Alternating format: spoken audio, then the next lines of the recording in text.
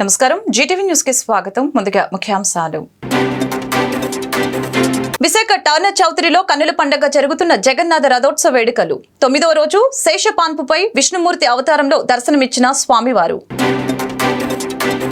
అనకాపల్లి ఎస్పీగా బాధ్యతలు స్వీకరించిన దీపిక.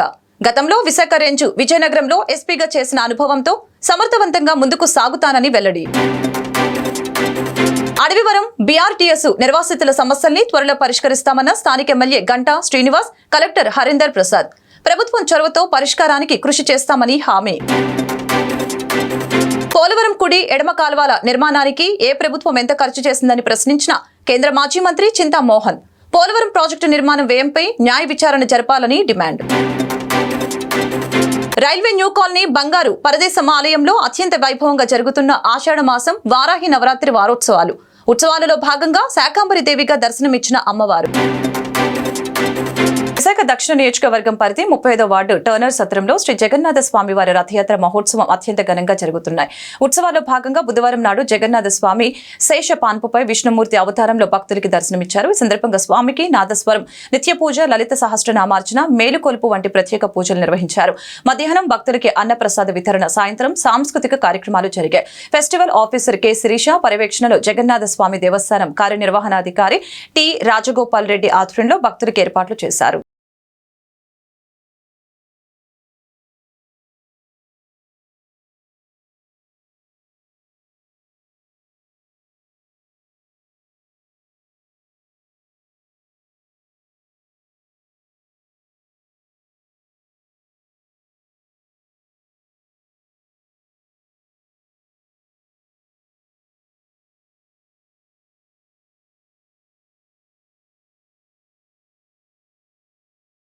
రాష్ట్ర ప్రభుత్వం సాధారణ బదిలీలో భాగంగా విజయనగరం జిల్లా నుంచి అనకాపల్లి జిల్లా ఎస్పీగా బదిలీపై వచ్చిన ఎం దీపిక బుధవారం అనకాపల్లి జిల్లా పోలీస్ కార్యాలయంలో ఎస్పీగా బాధ్యతలు స్వీకరించారు.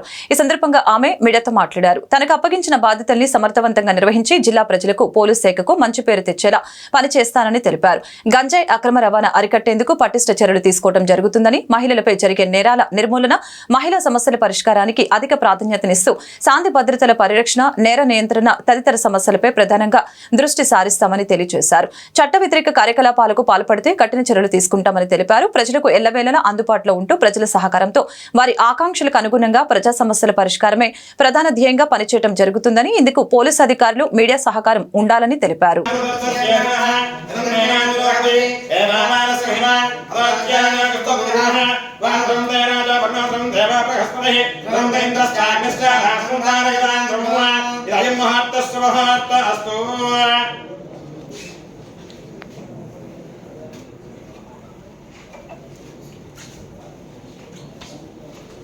ओम देवस्य गृहे गृहे देवस्य गृहे गृहे मनया मनया गृहे गृहे मनयः मनया वसन्ति वसन्ति मनया वसन्ति वसन्ति देवानां वसन्ति वसन्ति देवानां कवयः कवयो देवानां कवयः कवयः पाठ्यवासः कवयो पाठ्यवासः पाठ्यवासः देवाय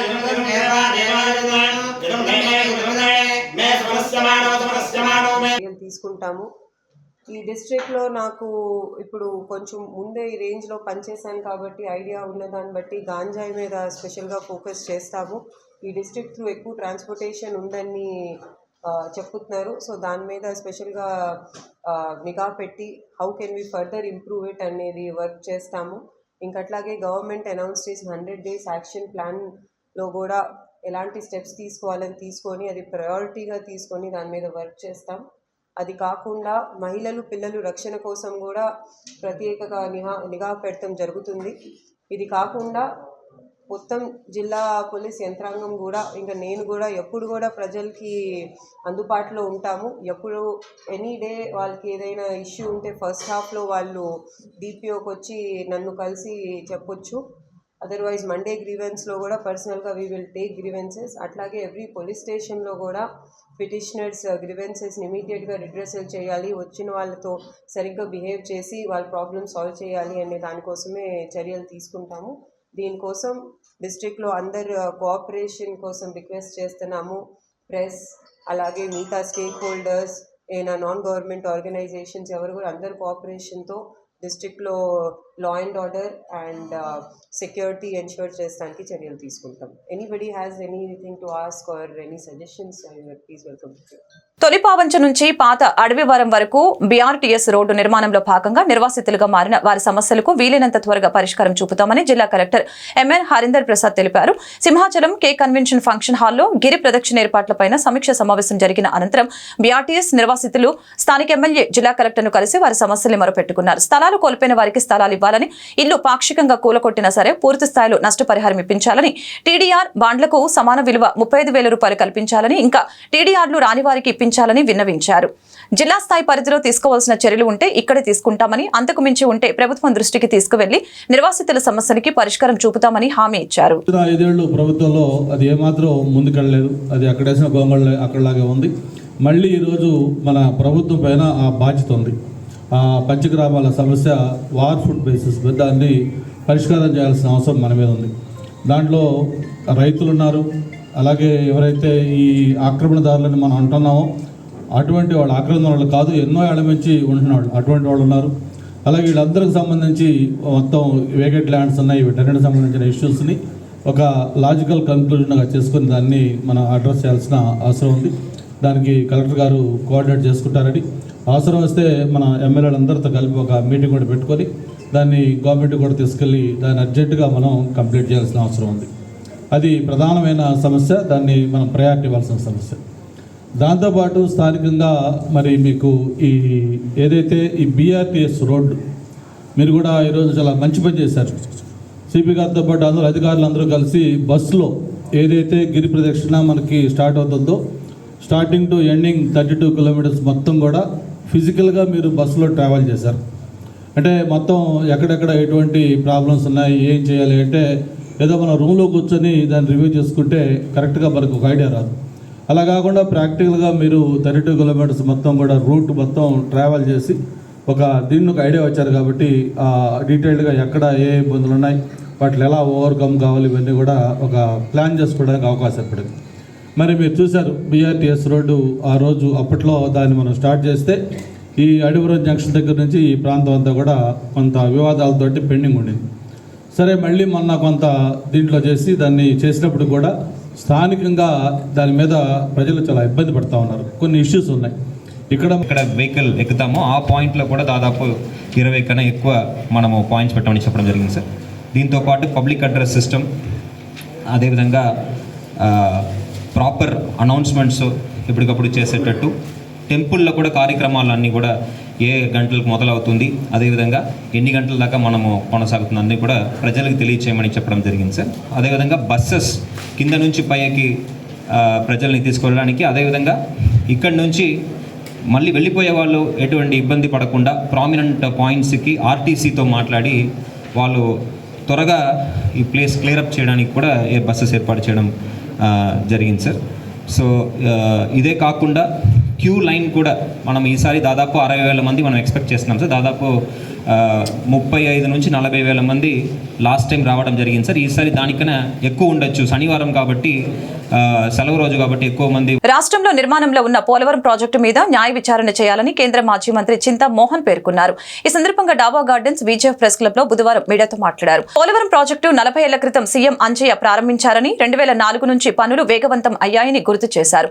అప్పటి సీఎం వైఎస్ఆర్ హయాంలో పోలవరం కుడి ఎడమ కాల్వ నిర్మాణంలో ఎన్ని కోట్లు ఖర్చు చేశారు, రోసీ హయాంలో ఖర్చు చేయలేదని తెలిపారు. తర్వాత సీఎం కిరణ్ కుమార్ రెడ్డి హయాంలో ఎవరికి కాంట్రాక్ట్లు ఇచ్చారని ప్రశ్నించారు. చంద్రబాబు నాయుడు హయాంలో 2014 నుంచి 2019 వరకు ఎంత ఖర్చు చేశారు, సీఎం జగన్ హయాంలో ఎంత ఖర్చు చేశారు, తెలంగాణ కాళేశ్వరం ప్రాజెక్టు మీద విచారణ చేపట్టారు. పోలవరం ప్రాజెక్టు మీద ఇప్పటి వరకు ఎంత ఖర్చు చేశారని ప్రశ్నించారు.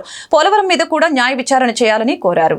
పునాది రాయి వేశాడు నాదేళ్ల భాస్కర్ రావు ఇరిగేషన్ మంత్రిగా ఉన్నప్పుడు అనుకుంటాను 80లో. 2004 నుంచి ఇది యాక్టివ్ అయింది పోలవరం ప్రాజెక్టు.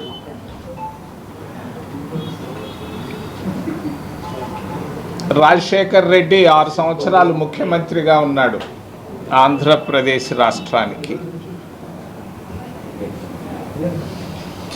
రాజశేఖర్ రెడ్డి ముఖ్యమంత్రిగా పోలవరం ప్రాజెక్టు పైన అది ఎడమ కాలువ కానీ కుడి కాలువ కానీ ప్రాజెక్టు కానీ రిహాబిలిటేషన్ కానీ ఏదైనా కానీ ఎన్ని వేల కోట్లు ఖర్చు పెట్టాడు? పోలవరం ప్రాజెక్టు పైన రాజశేఖర్ రెడ్డి ముఖ్యమంత్రిగా ఉన్నప్పుడు ఎన్ని వేల కోట్ల రూపాయలు పోలవరం పైన ఖర్చు పెట్టాడు? రెండవది, రోసయ్య నేను అనుకోవటం లేదు ఖర్చు పెట్టాడని. కిరణ్ కుమార్ రెడ్డి 3.5 సంవత్సరాలు ముఖ్యమంత్రిగా ఉన్నప్పుడు పోలవరం ప్రాజెక్టు పైన ఆయన ఎంత ఖర్చు పెట్టాడు? కాంట్రాక్ట్లు ఎవరెవరికి ఇచ్చాడు? మరి మూడవది, చంద్రబాబు నాయుడు 2014 నుంచి 19 దాకా హైడ్రో ప్రాజెక్టు ఆ ప్రాజెక్టులు అని చెప్పి కొంత ఖర్చు పెట్టాడు. మరి చంద్రబాబు నాయుడు ముఖ్యమంత్రిగా ఆయన ఎంత ఖర్చు పెట్టాడు పోలవరం ప్రాజెక్టు పైన? అది రిహాబిలిటేషన్ కానీ హైడ్రో ప్రాజెక్టు కానీ మరి ప్రాజెక్టు కానీ. చివరిది, జగన్మోహన్ రెడ్డి 2019 నుంచి 24 దాకా 5 సంవత్సరాలు ముఖ్యమంత్రిగా ఉన్నాడు. జగన్మోహన్ రెడ్డి ముఖ్యమంత్రిగా పోలవరం ప్రాజెక్టు పైన రీహాబిలిటేషన్ పైన ఆషాఢ మాసం వారాహి నవరాత్రుల్లో భాగంగా తాటిచెట్లపాలెం రైల్వే న్యూ కాలనీ బంగారు పరదేశమ్మ అమ్మవారి ఆలయంలో అమ్మవారు శాకంబరి దేవిగా భక్తులకు దర్శనమిచ్చారు. ఈ సందర్భంగా నిర్వాహకులు మాట్లాడుతూ ఆషాఢ శ్రావణ మాసాలలో అమ్మవారు ఆలయంలో విశిష్ట పూజలు నిర్వహించడం ఆనవాయితీకి వస్తుందని తెలిపారు. గత 25 సంవత్సరాలుగా సంతాన సౌభాగ్య ప్రదాతగా అమ్మవారు స్థానిక ప్రజలచే పూజలు అందుకుంటున్నారని తెలిపారు.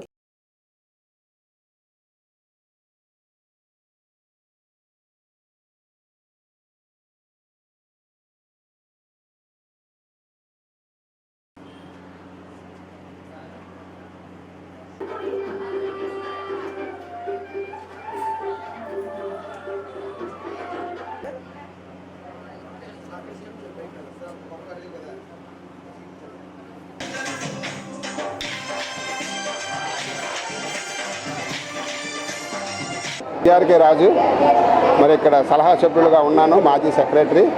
మరి ప్రతి సంవత్సరం ఇంచుమించుగా 20 సంవత్సరాల నుండి ఆషాఢ మాసంలో అమ్మవారికి శాకంబరి దేవిగా ప్రత్యేకమైన అలంకరణ చేసి భక్తులకి అమ్మవారిని శాకంబరి దేవిగా అవతారం తయారు చేసి ఈసారి వారికాదేవిగా వారాది దేవిగా అనిల్ భవానీ గారు ప్రత్యేకంగా అమ్మవారిని అలంకరించారు. మరి యొక్క శాకంబరి దేవికి అనేక మంది భక్తులు వారి శక్తి మేరకు విరాళాలు కాయగూరల రూపాన అలాగే పళ్ళు రూపాన పువ్వుల రూపాన విరాళాలు ఇచ్చి భక్తులకు అలాగే పేపర్ విలేకరులకు మాకు సహకరిస్తున్న పోలీస్ శాఖ వారికి మరి పేరు పేరున ప్రత్యేక ధన్యవాదాలు తెలియపరుచుకుంటున్నాం. పరదేశమాంబ అమ్మవారు ఈవిడి కొన్ని వందల సంవత్సరాల నుండి ఈ తాడిచెట్లపల్లి రైల్వే న్యూ గ్రామంలో అమ్మవారు ఇక్కడ వెలిసి స్వయంభూగా అమ్మవారు ఇక్కడ వెలిసారు. ఈ మర్రి కింద అమ్మవారు చాలా సత్యమంతురాలు. అమ్మ చాలామందికి సత్యం చూపించి సంతానం లేని వారికి సంతానం, వివాహం జరగలేని వారికి వివాహం, ఉద్యోగం రాని వారికి ప్రథమగా ఉద్యోగాలు, గవర్నమెంట్ ఉద్యోగాలు అమ్మవారు రప్పించి ఎంతోమందికి అమ్మవారు తోడు నీడగా ఈనాటికి కూడా ఇప్పటికీ కూడా కాచి కాపాడి కరుణిస్తుంది. అమ్మవారి దేవాలయంలో మా కమిటీ పెద్దలందరూ కూడా మహా అన్నదాన కార్యక్రమం సుమారుగా 100 మందికి అన్నదానం కూడా చేస్తున్నారు. భక్తులందరూ కూడా అమ్మవారిని దర్శించుకున్న వారు అందుకు కొంగు బంగారం ఇచ్చి తల్లి చాలా విశిష్టంగా కాచి కాపాడి కరుణిస్తుంది. మా కమిటీ పెద్దలు సహసహకారులు గ్రామ పెద్దలందరూ కూడా ఇచ్చేసి అమ్మవారి పూజలో పాల్గొన్నారు. అందరూ కూడా కృతజ్ఞతలు తెలుపుతున్నాను. నా పేరు రవణమ్మ అండి, సిహెచ్ రవణమ్మ, తెలుగుదేశం పార్టీ. మేము ఇక్కడ ప్రతి సంవత్సరము ఎంతో బాగా చేస్తున్నారండి. బోనాల జాతర హైదరాబాద్లో అలా బోనాల పండుగ చేస్తారు. అలాగే ఇక్కడ మాకు ఈ జాతరలో అమ్మవారిని, పరదేశ అమ్మవారిని కాయగూరలతో అలంకరించి వరహాలి నరసింహస్వామి ఆ రోజు అలాగా అతను 9 రోజులు అవతారం 11 రోజులు ఎలాగెత్తారో ఈ అమ్మవారు కూడా చాలా బాగుంటారండి. ఈ అమ్మవారికి ఎంతో మహిమగల తల్లి పరదేశమ్మ. ప్రతి మంగళవారము నీళ్ళు పోస్తాం ఇక్కడ తల్లికి వచ్చి తల్లికి భోజనాలు పెడతారు. ఇక్కడ కమిటీ మెంబర్లు అందరూ ఒకే మాట మీద ఉంటారండి, ఒకే మాట మీద చేస్తారండి. ఈరోజు ఇక్కడ పండుగ చేసుకునే ఆడవాళ్ళు చిన్న పెద్ద అందరూ కూడా చాలా బాగా చేస్తున్నారు పండుగని చూడడానికి ఎక్కడెక్కడ జనాలు వస్తున్నారండి. సింహం ఆకారంలో ఉన్న సింహగిరి చుట్టూ ప్రదక్షిణ చేస్తే భూమండలం చుట్టూ ప్రదక్షిణ చేసినంత పుణ్యం కలుగుతుందని ఆలయ చరిత్ర చెబుతుందని సింహాచలం దేవస్థానం ధర్మకర్తల మండలి మాజీ సభ్యులు జాతీయ జర్నలిస్టుల సంఘం కార్యదర్శి గంట్ల శ్రీనుబాబు తెలిపారు. తొలి ఏకాదశి సందర్భంగా బుధవారం శ్రీనుబాబు ఆ సిరిలొలికించే సింహాద్రి నాథుని దర్శించుకొని ప్రత్యేక పూజలు నిర్వహించారు. నిత్య కళ్యాణంలో పాల్గొన్నారు. అనంతరం ఆయన మాట్లాడారు. సింహగిరి ప్రదక్షిణ చేస్తే భక్తుల సర్వ పాపాలు హరించుకొని పోయి వారికి సుఖ సంతోషాలు భోగభాగ్యాలు కలుగుతాయని తెలిపారు. అప్పన్న భక్తుల అపార నమ్మకమని తెలిపారు. ఈ నేపథ్యంలోనే ఈ నెల 20న శనివారం సింహగిరి ప్రదక్షిణ ఉత్సవం అత్యంత వైభవంగా జరుగుతుందని తెలియజేశారు. భక్తులంతా కొండ దిగువన తొలి పావంచ వద్ద కొబ్బరికాయలు కొట్టి కాలినడకన తమ గిరి ప్రదక్షిణ ప్రారంభిస్తారని తెలిపారు. సుందరాయ శుభాంగాయ మంగళాయ మహోజసే సింహశైల నివాసాయ శ్రీనృసింహాయ మంగళం అంటూ నిరంతరం కూడా లక్షలాది మంది భక్తులు మరి సింహాచలం శ్రీ వరహాలక్ష్మీ నరసింహస్వామిని దర్శించుకుంటారు. మరి అందులో భాగంగానే ఆషాఢ పౌర్ణమిని పురస్కరించుకొని ఈ నెల 20న గిరి ప్రదక్షిణ ఉత్సవం అత్యంత వైభవంగా జరగనుంది. ప్రతి ఏటా సాంప్రదాయబద్ధంగా శాస్త్రోక్తంగా నిర్వహించే ఈ ఉత్సవాన్ని ఈ ఏడాది కూడా అత్యంత వైభవంగా నిర్వహించేందుకు ఆలయ వర్గాలు ఏర్పాట్లు పూర్తి చేశారు. మరి పురాణ ఇతిహాస కథనాల ప్రకారం గిరి ప్రదక్షిణకు అత్యంత ప్రాచుర్యం ఉంది. సింహం ఆకారంలో ఉన్న సింహగిరి చుట్టూ ప్రదక్షిణ చేస్తే మరి భక్తులకు సర్వ పాపాలు హరించుకుపోయి వారు కోరుకున్న కోరికలు నెరవేరుతాయని, అదేవిధంగా భోగభాగ్యాలు కలుగుతాయన్నది అప్పన్న భక్తకోటి ప్రగాఢ విశ్వాసం. అంతేకాకుండా మరి మరో కథ కూడా ప్రాచుర్యంలో ఉంది. సింహగిరి ప్రదక్షిణ చేస్తే భూఫల ప్రదక్షిణతో సమానం అంటారు. అంటే భూమండలం చుట్టూ కూడా ప్రదక్షిణ చేసినంత పుణ్యం లభిస్తుంది అన్నది పురాణ ఇతిహాస కథనం. అందుకు తగ్గట్లుగానే మరి గిరి ప్రదక్షిణకు రాష్ట్ర స్థాయి ఉత్సవంగా కూడా పేరు పొందింది. మరి మా చిన్ననాటి నుంచి కూడా ఇక్కడ గిరి ప్రదక్షిణలో పాల్గొంటూ వస్తున్నాను. పూర్వం వేల మీద ఉంటే ఇప్పుడు ఆ సంఖ్య లక్షలు దాటింది. ప్రతి ఏటా కూడా లక్షల్లో భక్తుల సంఖ్య పెరుగుతూ వస్తుంది. ఈ నేపథ్యంలోనే ఈ ఏడాది 20న కొండ దిగువన 4 గంటలకు తొలిపావంచ వద్ద అప్పన్న పుష్పరథం ప్రారంభం కానుంది. మరి భక్తులు కూడా తొలిపావంచ వద్ద టెంకాయ కొట్టి కాలినడకన గిరి ప్రదక్షిణ ప్రారంభిస్తారు. పాతడివరం, మురసర్లోవ, హనుమంతువాక, పాత వెంకోజీపాలెం చేరుకుని అక్కడ సముద్ర తీరంలో పుణ్య స్నానాలు ఆచరిస్తారు. అనంతరం అక్కడి నుంచి బయలుదేరి మరి తిరిగి ఇసుకతోట, హెచ్డి కాలనీ, సీతమ్మధార, మాధవధార మీదుగా గోపాలపట్నం మీదుగా తిరిగి సింహాచలం తొలిపావంచకు చేరుకొని మరి తమ కొబ్బరికాయ కొట్టి గిరి ప్రదక్షిణ పూర్తి చేస్తారు. ఆ తర్వాత సింహగిరిపై కొలువున్న సిరిలొలికించే సింహాద్రినాథుడిని దర్శించుకుంటారు. మరి గిరి ప్రదక్షిణకు అత్యధిక శాతం గ్రామీణ ప్రాంతాల నుంచి యువత కూడా పెద్ద ఎత్తున భాగస్వాములు అవుతూ వస్తుంది. మరి అటువంటి ఉత్సవం మరి క్రమేపీ కూడా భవిష్యత్తులో అతి పెద్ద ఉత్సవంగా రూపాంతరం చెందుతుంది. భారతదేశంలోనే సింహాచలం గిరి ప్రదక్షిణ అంటే అతి పెద్ద ఉత్సవంగా ఖ్యాతిని ఆర్జించనుంది. మరి జిల్లా అధికార యంత్రాంగం కూడా ఆలయ వర్గాలు ఈవో గారు కూడా ప్రతిష్టాత్మకంగా తీసుకుని మరి ఏర్పాట్లు చేస్తున్నారు. మరి అదేవిధంగా భీమిలి శాసనసభ్యులు గంటా శ్రీనివాసరావు గారు కూడా నిన్న సమీక్ష జరిపి భక్తులకు సకల సదుపాయాలు కల్పించాలని చెప్పేసి స్పష్టమైన సూచనలు ఇవ్వడం జరిగింది. మరి ధర్మకర్తల మండలి ప్రత్యేక ఆహ్వానితులుగా, ధర్మకర్తల మండలి సభ్యుడిగా, చందనోత్సవ కమిటీ సభ్యుడిగా ఈ గ్రామంలో పుట్టిన నేను స్వామి సేవ చేసుకునే అవకాశం రావడం నా పూర్వజన్మ సుకృతంగా భావిస్తూ భవిష్యత్తులో కూడా సింహాచలం ఉత్సవాల్లో పెద్ద ఎత్తున లక్షల్లో భక్తులు వస్తున్నారు కాబట్టి వారికి మరిన్ని సదుపాయాలు కల్పించే దిశగా ఆలయ అధికారులు ఇప్పటికే కృషి చేస్తున్నారు. మరి కేంద్రం ప్రవేశపెట్టిన సింహగిరికి పై చేపట్టిన ప్రసాద్ స్కీమ్ కూడా అమల్లోకి వచ్చింది. మరి ఇవన్నీ కూడా త్వరలో భక్తులకు ప్రస్తుతం కొద్ది మాత్రం సదుపాయాలు ఉండగా అవన్నీ కూడా అధిగమించి ప్రకృతి జలధార నుంచి వచ్చే నీటిని వినియోగించుకుంటూ ఈ సింహగిరి దేదాభిమానంగా నిలుస్తుందనడంలో ఎటువంటి శయోక్తి లేదు. అదేవిధంగా ఉగ్రం వీరం మహావిష్ణుం జ్వలంతం సర్వతోముఖం విశ్వహం భీషణం భద్రం మృత్యు నమామ్యమం అంటూ నిరంతరం కూడా ఎవరైతే ఈ మంత్రాన్ని పఠిస్తారో వారికి అన్నీ కూడా ఆ సింహాద్రినాథుడు, ఆ వరహ నారసింహ స్వామి చూసుకుంటారని చెప్పేసి తెలియజేసుకుంటూ సెలవు తీసుకుంటున్నాం. గంట శ్రీనుబాబు, సింహాచలం దేవస్థానం పూర్వ ధర్మకర్తల మండలి సభ్యులు. ఆంధ్రప్రదేశ్ గవర్నమెంట్ ఎంప్లాయీస్ అసోసియేషన్ నూతన రాష్ట్ర అధ్యక్షునిగా వ్యవహరిస్తున్న కేఆర్ సూర్యనారాయణ మీద గత వైసీపీ ప్రభుత్వ హయాంలో పెట్టిన అక్రమ కేసులు రద్దు చేయాలని ఆ సంఘ సిటీ అధ్యక్షులు డి రాజశేఖర్ రెడ్డి డిమాండ్ చేశారు.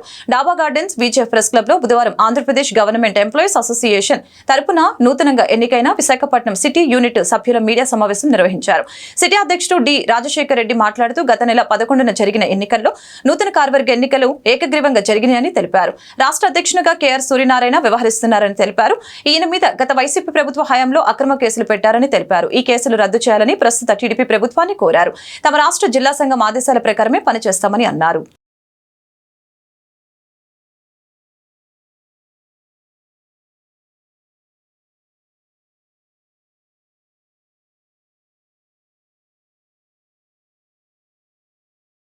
ప్రెసిడెంట్గా ఉన్నాను. మరి 11/7/24 తేదీన జరిగినటువంటి Andhra Pradesh government employees association APGEA మద్దిలపాలెంలో గల ఆఫీసులో ఎలక్షన్స్ కండక్ట్ చేయడం జరిగిందండి. దాంట్లో నాకు ప్రెసిడెంట్గా, మరి DVSN రాజు గారికి సెక్రటరీగా, అదేవిధంగా మిగతా 14 మంది సభ్యులు, టోటల్గా 16 మంది సభ్యులను ఏకగ్రీవంగా ఎన్నుకోవడం జరిగింది. మరి దానికి ఎలక్షన్ ఆఫీసర్స్గా శ్రీమతి రాజేశ్వరి గారు, వి ధనరాజ్ గారు, PM జవహర్లాల్ గారు పాల్గొనడం జరిగిందండి. మరి అదేవిధంగా ఆ ఎలక్షన్స్ అన్నీ సజావుగా సాగడానికి కారణమైనటువంటి పెద్దలు అల్లూరు జిల్లా అధ్యక్షులు SV రమణ గారికి, అదేవిధంగా రాష్ట్ర అధ్యక్షులు పెద్దలు గౌరవనీయులు శ్రీ K సూర్యనారాయణ గారికి కూడా మా అందరి తరఫున కూడా నమస్సుమాంజలు తెలియజేస్తూ, మరి నీతి, నిజాయితీ, నిబద్ధత ఎప్పుడూ కూడా ఉద్యోగుల కోసం ఆలోచిస్తూ వారి సంక్షేమమే ధ్యేయంగా పనిచేస్తున్నటువంటి మా రాష్ట్ర అధ్యక్షులు గౌరవనీయులు శ్రీ KR సూర్యనారాయణ గారిని మరి గత ప్రభుత్వంలో అక్రమ కేసులు బనాయించి ఏ విధంగా వారిని ఇబ్బంది పెట్టడం జరిగింది, ఆ విషయం మీడియా సోదరులందరికీ తెలుసు. మరి ఇప్పుడున్న ప్రభుత్వానికి కూడా తెలుసు. ఇప్పుడున్న ప్రభుత్వానికి మేము విన్నవించుకున్నది ఏంటంటే, మా సూర్యనారాయణ గారి మీద కేసులు ఏమీ లేకుండా క్లీన్ చిట్ ఇచ్చి వారిని ఆ కేసుల నుంచి విముక్తి చేయవలసిందిగా గౌరవనీయులు ముఖ్యమంత్రి గారిని మా APGA పక్షాన కోరుతున్నామండి. నేను ఆంధ్రప్రదేశ్ ప్రభుత్వ ఉద్యోగుల సంఘం ASR జిల్లా అధ్యక్షుడిగా వ్యవహరిస్తున్నాను. తనపై వచ్చిన ఆరోపణలు నిజమో కాదో నిరూపించుకోవాల్సిన బాధ్యత విజయసాయిరెడ్డిపైనే ఉందని టీడీపీ నాయకులు అనంతలక్ష్మి, జగదీష్ అన్నారు. విశాఖలో మీడియా సమావేశంలో మీడియా ప్రతినిధులపై ఇష్టానుసారంగా వ్యాఖ్యలు చేయడం నిరసిస్తూ విశాఖలోని మహాన్యూస్ సిబ్బంది GVMC గాంధీ విగ్రహం వద్ద నిరసన వ్యక్తం చేశారు. ఈ కార్యక్రమానికి హాజరైన వారు మాట్లాడుతూ వైసీపీలో వైఎస్ జగన్మోహన్ రెడ్డి తర్వాత అంతటి స్థాయి కలిగి ఉన్న నేత విజయసాయిరెడ్డి అని తెలిపారు. అటువంటి వ్యక్తి మీడియాపై అవాకులు చవాకులు మాట్లాడటం సరికాదని తెలిపారు. వాస్తవాలను ప్రజలకు తెలియజేసే బాధ్యత మీడియాపై ఉంటుందని, ఇదే క్రమంలో విజయసాయిరెడ్డిపై ఆరోపణల వార్తల్ని మీడియా సంస్థలు ప్రసారం చేశాయని తెలిపారు. ఏదేమైనప్పటికీ విజయసాయిరెడ్డి తన పెద్దరికం మరిచి మీడియా వారిపై ఇష్టానుసారంగా మాట్లాడటం సరికాదని తెలిపారు. ఈ నేపథ్యంలో తాము మీడియాకు సంఘీభావం ప్రకటిస్తున్నామని సందర్భంగా తెలిపారు.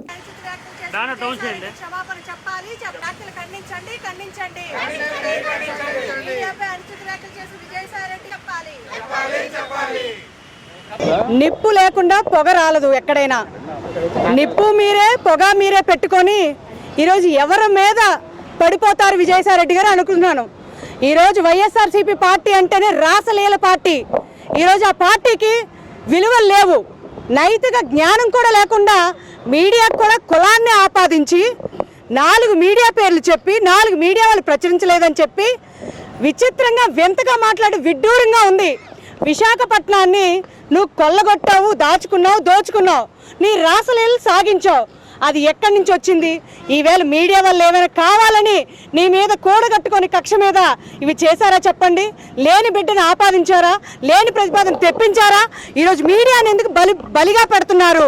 మీడియా వాళ్ళ పేర్లు చెప్పి ఎందుకు తిడుతున్నారు? ప్రజలకి ప్రభుత్వానికి వారధిగా ఉంటున్నటువంటి మీడియా ఛానల్స్ ఈరోజు నీతిగా నిబద్ధతగా ప్రజలకి చేరువలో ఉన్నటువంటి మీడియా ఛానల్స్ని నువ్వెందుకు ఆపాదించి తిడుతున్నావు?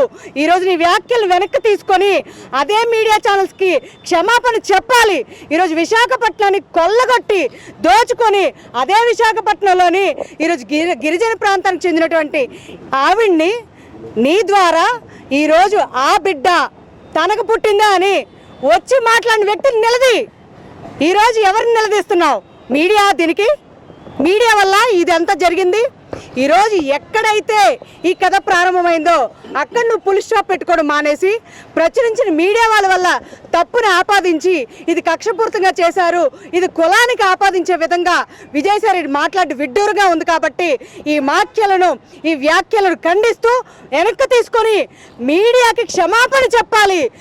4వ స్థానంలో ఉన్నటువంటి పత్రిక మీద ఆయన అనుచిత వ్యాఖ్యలు చేయడం, పత్రికా విలేకరులు ప్రజలకి ప్రభుత్వానికి అనుసంధానకర్తలుగా ఉన్నటువంటి పత్రికల వారిని ఆడు వీడు అని మాట్లాడడం చాలా ఖండిస్తున్నాం. ఇది మంచి పద్ధతి కాదు. ఆయన ముందుగా చెప్పాడు ఇక్కడ నుండి నన్ను ఎప్పుడో 2 సంవత్సరాల కింద తగిలేశారని. అతను మాట్లాడితే రాజ్యసభలో ఉన్నాడు కాబట్టి ఢిల్లీలో మాట్లాడాలి, లేదా హైదరాబాద్లో మాట్లాడాలి, లేదా నెల్లూరులో మాట్లాడాలి. విశాఖపట్నానికి ఆయనకి ఏం సంబంధం? విశాఖపట్నంలో ఏమైనా ఒక సర్పంచ్గానైనా ఒక ఎంపీటీసీ ఒక జడ్పీటీసీ మండల స్థాయిలో ఏదైనా ఎన్నికయ్యాడు అతను. రాజ్యసభ అతనికి పార్టీ నామినేట్ చేసింది కాబట్టి అతను ఢిల్లీలో మాట్లాడాలి.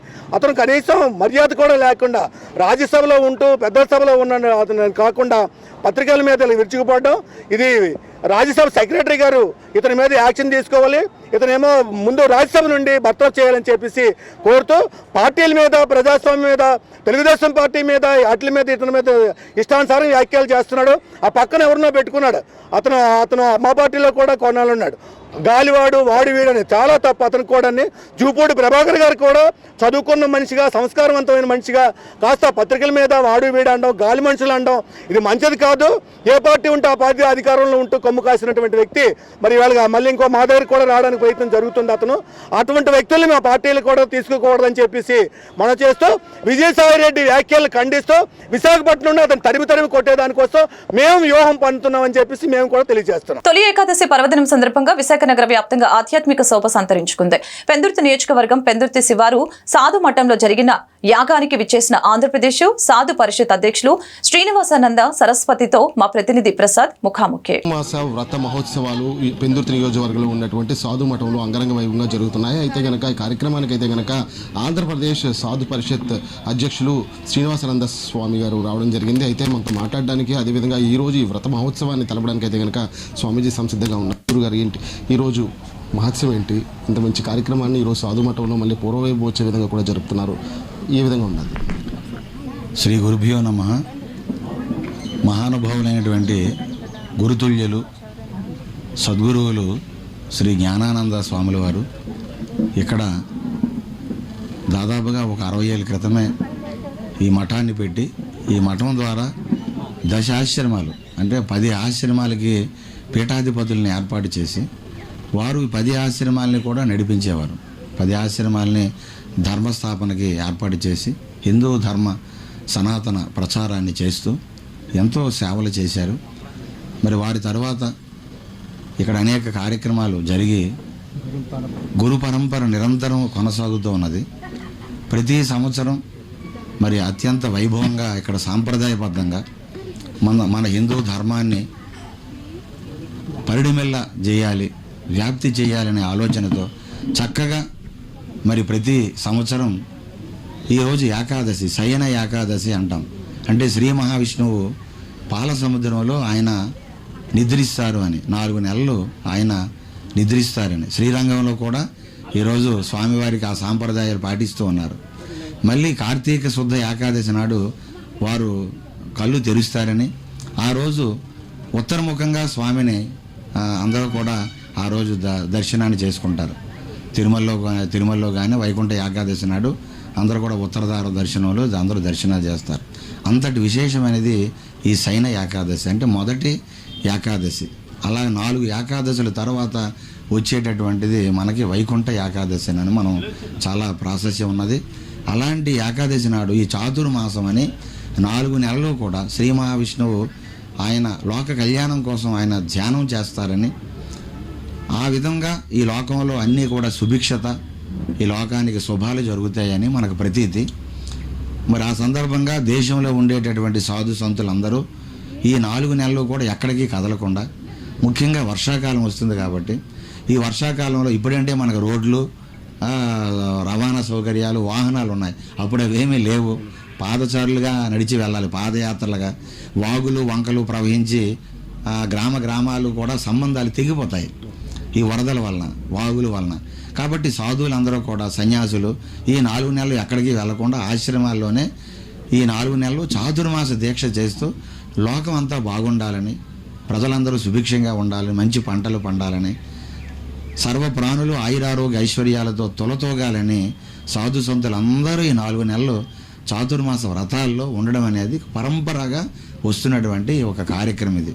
అది ప్రతి సంవత్సరం మన మఠంలో, జ్ఞానానంద మఠంలో ప్రతి సంవత్సరం మన వారి తాలూకా వంశస్థులు, వారి పరంపరగా ఉండేటువంటి మన జ్ఞానానంద స్వామి పరంపరలో ఉండేటువంటి జ్ఞానేశ్వరి గారు, అలాగే ఇక్కడ కమిటీ కూడా ఈ మధ్యనే నిర్మాణం జరిగింది. ఈ చుట్టుపక్కల గ్రామాల భక్తులు, పెద్దలు అందరూ కూడా సహాయ సంపదలతో ఈ ఆశ్రమాన్ని, మఠాన్ని పూర్వ వైభవంగా తీసుకురావాలి. మంచి ఆధ్యాత్మిక క్షేత్రంగా ఇది అభివృద్ధి జరగాలని అందరూ కూడా కోరుకుంటున్నారు. ఆ బాధ్యతలు కూడా మనకి అప్పచెప్పారు. ఈ మఠాన్ని నడిపించే బాధ్యత తప్పనిసరిగా అందరి సహకారంతో, ఒక ఆధ్యాత్మిక కార్యక్రమాలతో, నిత్యము కూడా యజ్ఞాలు, హోమాలు, భాగవత సప్తాహాలు, సంకీర్తనలతో ఆశ్రమం మారుమోగేటట్లుగా మన వంతుగా మనం కృషి చేయాల్సినటువంటి బాధ్యతనిచ్చారు. దానికి భక్తులందరూ సహకరించి మన హిందూ ధర్మాన్ని మనం కాపాడుకోవాలి, మన ఆచార సాంప్రదాయాలు మనం రక్షించుకోవాలి. ఏదైతే మన గురువులు, ఋషులు మనకి ఈ పరంపరగా ఈ ఆచారాన్ని మనకు అప్పచెప్పారో దాన్ని మనం నిలబెట్టుకోవాల్సిన అవసరం ఉన్నది. భవిష్యత్ తరాలకు కూడా ఈ పరంపర మనం ఇవ్వాలి. ఇవ్వకపోతే పుణ్యం ఉంటేనే ఈ భూమి నిలబడుతుంది, ధర్మం ఉంటేనే ఈ ప్రకృతి శోభిల్లుతుంది. కాబట్టి ఆ పుణ్యము, ధర్మము ఉన్నంతకాలము మానవ కోటికి ఎటువంటి ఇబ్బంది ఉండదు. కాబట్టి పూర్వం మన ఋషులు గృహస్థాశ్రమంలో ఉండేటువంటి అందరికీ కూడా కొన్ని పర్వదినాలను పెట్టిన ఆయన, ఆ రోజుల్లో మీరు దైవ కార్యాలు చేయండి, యజ్ఞాలు చేయండి, హోమాలు చేయండి, భజనలు చేయండి. ఒక భీష్మ ఏకాదశి 24 గంటలు భజన చేయండి, వైకుంఠ ఏకాదశి భజనలు చేయండి, అలాగే పౌర్ణమి రోజు యజ్ఞ హోమాలు చేసుకోండి. ఇవన్నీ కూడా మనకి గురువులు అందించారు. అవన్నీ చేయడం వల్లనే ఈ భూమి నిలబడుతుంది, ధర్మం నిలబడుతుంది. కాబట్టి దానికోసం మన ప్రయత్నం, ప్రతి హిందూ బంధువు కూడా ఆ ప్రయత్నంలో ఉండాలని, మన తరాలకి, రానున్న తరాలకి మన ఆచార సాంప్రదాయాలు మన బిడ్డలకు అందించాల్సిన బాధ్యత ప్రతి తల్లిదండ్రి కూడా గుర్తెరగాలని ఈ సందర్భంగా మరీ మరీ కోరుతున్నాం. ఇంత మించి ఆధ్యాత్మిక చింతన కలిగినటువంటి మన భారత వనిలో సాధువుల మనుగడకు కాస్త ఇబ్బందికరంగా ఉన్నదని చెప్పి మీరు అనేక మార్లు మీడియా ముఖంగా చెప్పారు. అసలు ప్రస్తుత పరిస్థితి ఏ విధంగా ఉంది? భవిష్యత్తులో ఏం చేస్తే సాధువుల మనుగడకు మళ్ళీ పూర్వవైపు వచ్చావు? చాలా మంచి ప్రశ్న అడిగారు మీరు. సాధు పరంపర నిలబడాలంటే ఇటువంటి ఇటువంటి మహాతల్లులు, భక్తులు వారి బిడ్డల్ని దానం చేయాలి ఆశ్రమాలకి. ఒక డాక్టర్ పోతే ఒక డాక్టర్ వస్తాడు ఆ సీట్లో, ఒక ఇంజనీర్ పోతే మరొక ఇంజనీరు ఆ సీట్లో కూర్చుంటాడు, ఒక టీచర్ వెళ్ళిపోతే, ఒక హెడ్ మాస్టర్ వెళ్ళిపోతే మరో హెడ్ మాస్టర్ వస్తారు. కానీ ఒక స్వామీజీ కాలం చేసేస్తే మళ్ళీ ఆ పీఠాన్ని కూర్చోవడానికి మరొక శిష్యుడు లేని పరిస్థితి ఈరోజు. దానికి కారణం పూర్వం రోజుల్లో 4, 5, 6 బిడ్డలు ఉండేవారు. ఒక అబ్బాయిని గురువు గారికి ఇచ్చేసాము, దేశం కోసం ఇచ్చేసామని సంతోషించేవారు. పోనీలే ఒక అబ్బాయిని ఇచ్చేసాం కదని. కానీ ఇప్పుడు ప్రస్తుత పరిస్థితిలో 1 or none, ఒకరు లేదా లేరు. ఒక అబ్బాయి, ఒక అమ్మాయి, ఎంతమంది 2 ఉండేవారు, ఇప్పుడు అది కూడా ఇప్పుడు పోయింది. ఇటువంటి స్థితిలో ఎవరు ఇస్తారు? ఆశ్రమాలకు దానం ఇస్తారు. అందులో మన విద్య అంతా కూడా సిస్టమ్ మారిపోయింది. ఈ వెస్ట్రన్ ఏదైతే ఎడ్యుకేషనల్ సిస్టమ్ వచ్చిందో పూర్తిగా అసలు తల్లిని గౌరవించాలి, మాతృదేవో భవ, పితృదేవో భవ అనే, ఆచార్య దేవో భవ అనే ఆ నానులు మర్చిపోయారు. God bless mummy, God bless daddy అనేవారు కనీసం. ఇప్పుడు అది కూడా తీశారు, మమ్మీ డాడీ. ఈ సంస్కృతి వచ్చేసింది. మరి ఈ తరుణంలో వాడు స్కూల్కి వెళ్లే ముందు మా అమ్మకి దండం పెట్టాలి, నాన్నగారు ఆశీస్సు. వార్తను ముగించే ముందు ముఖ్యాంశాలు మరొకసారి. విశాఖ టర్నర్ చౌదరిలో కన్నుల పండగ జరుగుతున్న జగన్నాథ రథోత్సవ వేడుకలు 9వ రోజు శేషపాన్పుపై విష్ణుమూర్తి అవతారంలో దర్శనమిచ్చిన స్వామివారు.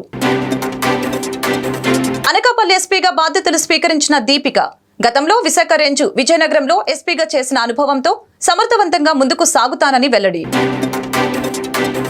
అడవివరం బీఆర్టీఎస్ నిర్వాసితుల సమస్యల్ని త్వరలో పరిష్కరిస్తామన్న స్థానిక ఎమ్మెల్యే గంటా శ్రీనివాస్, కలెక్టర్ హరీందర్ ప్రసాద్. ప్రభుత్వం చొరవతో పరిష్కారానికి కృషి చేస్తామని హామీ. పోలవరం కుడి ఎడమ కాల్వల నిర్మాణానికి ఏ ప్రభుత్వం ఎంత ఖర్చు చేసిందని ప్రశ్నించిన కేంద్ర మాజీ మంత్రి చింతా మోహన్. పోలవరం ప్రాజెక్టు నిర్మాణం వ్యయంపై న్యాయ విచారణ జరపాలని డిమాండ్. రైల్వే న్యూ కాలనీ బంగారు పరదేశం ఆలయంలో అత్యంత వైభవంగా జరుగుతున్న ఆషాఢ మాసం వారాహి నవరాత్రి వారోత్సవాలు. ఉత్సవాలలో భాగంగా శాకాంబరి దేవిగా దర్శనమిచ్చిన అమ్మవారు. ఈ వార్తలు ఇంతటితో సమాప్తం. మరొక బులెటిన్ మళ్ళీ కలుద్దాం. నమస్కారం.